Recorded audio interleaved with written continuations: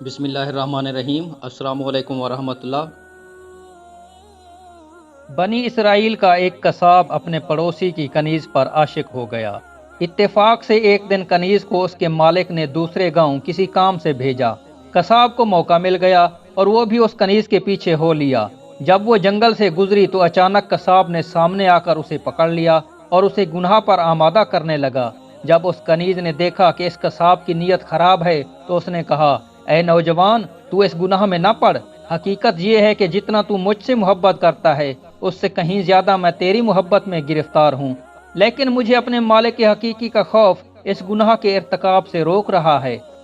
اس نیک سیرت اور خوف خدا رکھنے والی کنیز کی زبان سے نکلے ہوئے یہ الفاظ تاثیر کا تیر بن کر اس قصاب کے دل میں پیوست ہو گئے، اور اس نے کہا، جب تم اللہ عز و جل سے اس قدر ڈر رہی ہے تو میں اپنے پاک پروردگار عز و جل سے کیوں نہ ڈروں؟ میں بھی تو اسی مالک کا بندہ ہوں۔ جا، تو بے خوف ہو کر چلی جا۔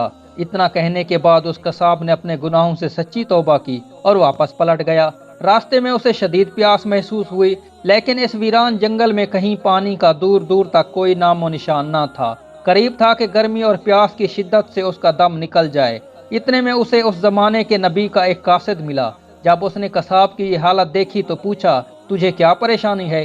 قصاب نے کہا، مجھے سخت پیاس لگی ہے۔ یہ سن کر قاصد نے کہا، آؤ ہم دونوں مل کر دعا کرتے ہیں کہ اللہ عز و جل ہم پر اپنی رحمت کے بادل بھیجے اور ہمیں سیراب کرے یہاں تک کہ ہم اپنی بستی میں داخل ہو جائیں۔ قصاب نے جب یہ سنا تو کہنے لگا، میرے پاس تو کوئی ایسا نیک عمل نہیں جس کا وسیلہ دے کر دعا کروں۔ آپ نیک شخص ہیں، آپ ہی دعا فرمائیں۔ اس قاصد نے کہا، ٹھیک ہے، میں دعا کرتا ہوں، تم آمین کہنا۔ پھر قاصد نے دعا کرنا شروع کی اور وہ قصاب آمین کہتا رہا۔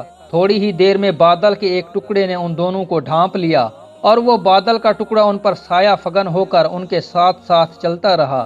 جب وہ دونوں بستی میں پہنچے تو قصاب اپنے گھر کی جانب روانہ ہوا اور وہ قاصد اپنی منزل کی طرف جانے لگا۔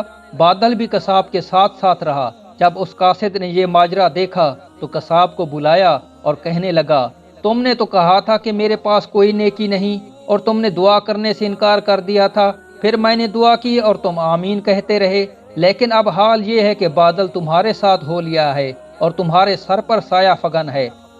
سچ سچ بتاؤ، تم نے ایسی کون سی عظیم نیکی کی ہے جس کی وجہ سے تم پر یہ خاص کرم ہوا؟